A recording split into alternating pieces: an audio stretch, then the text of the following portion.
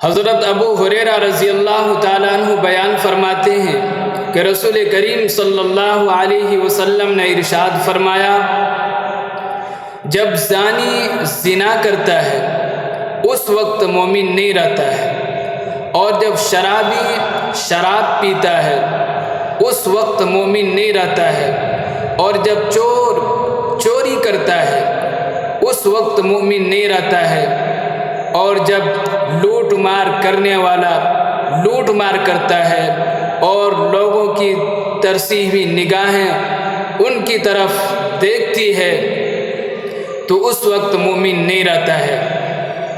جی ہاں،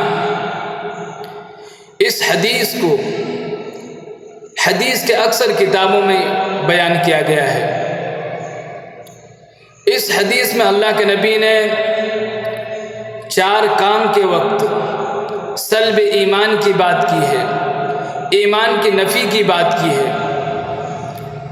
ایک تو جب آدمی زنا کرتا ہے اس وقت آدمی میں ایمان موجود نہیں رہتا ہے۔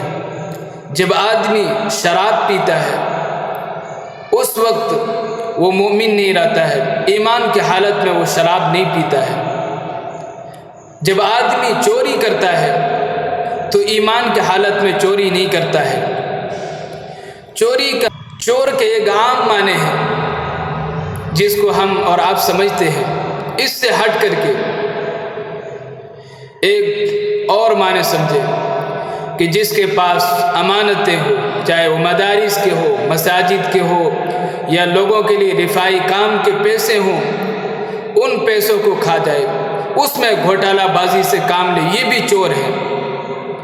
اسی طریقے سے جب آدمی لوٹ مار کرتا ہے اور لوگوں کی ترسی ہوئی نگاہیں ان چوروں کی طرف، ان لٹورے کو طرف دیکھتا ہے، اس وقت وہ کام کرنے والا ایمان کی حالت میں کام نہیں کرتا ہے۔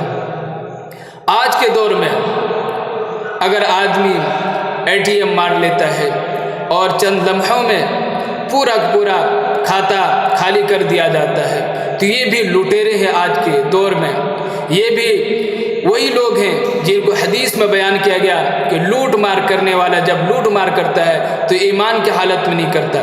آج بھی ATM مارنے والا، کھاتے سے پیسے نکالنے والا، یہ بھی لٹیرے ہیں، اور یہ بھی جب یہ کام کرتا ہے تو ایمان کی حالت میں نہیں کرتا ہے۔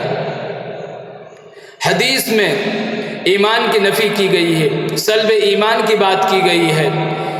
اس کی وضاحت اہل علم نے بہت ساری کی ہے، جس میں سے 1-2 مطلب میں آپ حضرات کی خدمت میں لا رہا ہوں۔ سلب ایمان کی بات کی گئی ہے، ایمان کی نفی کی گئی ہے۔ اس کا مطلب یہ ہے کہ جب آدمی ان کاموں کا انجام دیتا ہے، ان کاموں کو کرتا ہے، تو اس کا ایمان نکل کر کے سائبان کی طرح آ جاتا ہے، اور جب ان کالے کاموں سے، ان گندے کاموں سے جب انسان باز آتا ہے پھر ایمان لوٹ آتا ہے۔ ترمذی کی روایت کی بنیاد پر یہ مطلب نکلتا ہے۔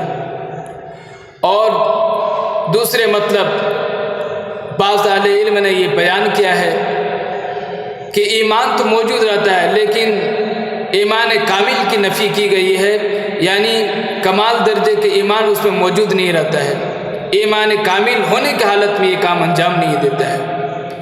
بعض اہل علم کی یہ توضیح ہے کہ اس کا ایمان نکل جاتا ہے، اور جب تک کہ انسان توبہ نہ کر لے وہ پکا سچا مومن نہیں رہتا ہے۔ اللہ کریم ہمیں ان گندے کاموں سے، ان بیکار کاموں سے حفاظت فرمائے۔